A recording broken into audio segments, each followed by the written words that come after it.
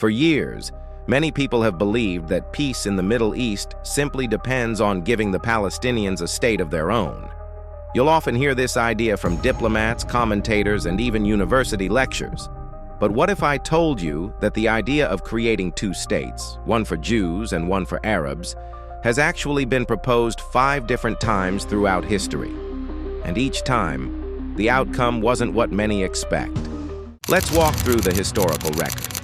After World War I and the fall of the Ottoman Empire, Britain gained control over much of the Middle East, including the land that would later become modern Israel.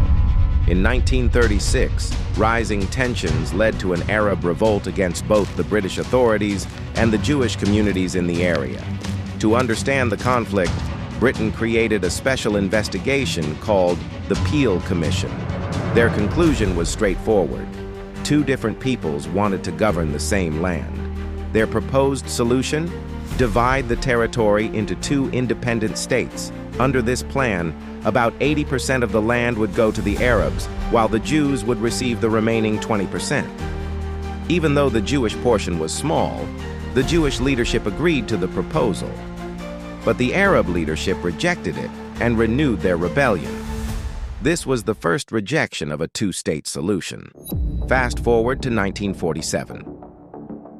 Unable to resolve the ongoing unrest, Britain turned the issue over to the newly formed United Nations. The UN reached a similar conclusion. The land should be divided, 1 state for Jews and another for Arabs. Once again, the Jewish community accepted the plan, and once again, the Arab nations rejected it. This time, they responded with a full-scale war. Armies from Jordan, Egypt, Iraq, Syria, and Lebanon immediately attacked the new Jewish state. Israel survived the war, and much of the land originally assigned to an Arab state, the West Bank and East Jerusalem, fell under Jordanian control, not Israeli. This became rejection number 2. Jump ahead to 1967.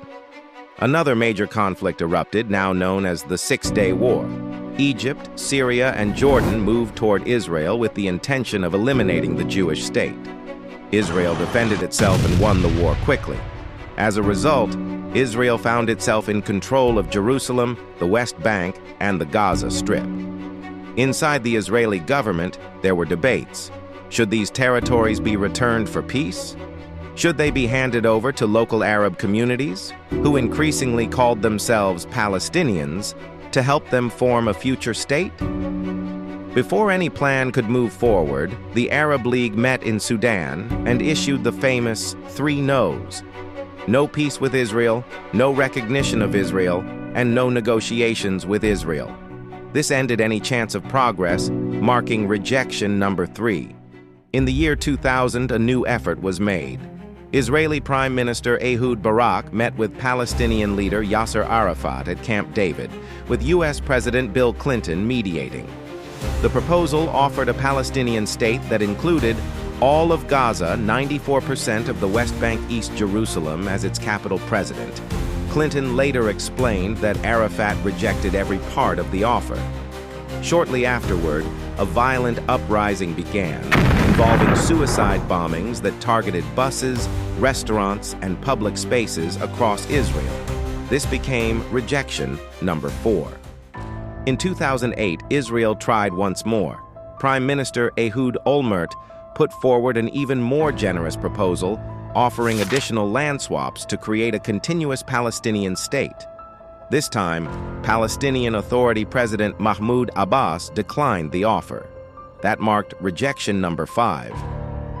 Between these last 2 proposals, a major event happened. Israel completely withdrew from Gaza in 2005, removing all Israeli towns and military presence. The expectation from the international community was that Gaza could become the foundation of a peaceful and thriving Palestinian state. Instead, the area came under the control of militant groups, and thousands of rockets were launched from Gaza into Israeli communities over the following years. So when people say that peace simply requires offering the Palestinians a state, it's important to remember the historical record. Multiple offers have already been made and rejected. Understanding these events doesn't assign blame to one side or another, but it does show that the story is far more complicated than many realize. That's today's Hit from History. Don't forget to like, follow, and share for more stories that shaped our world.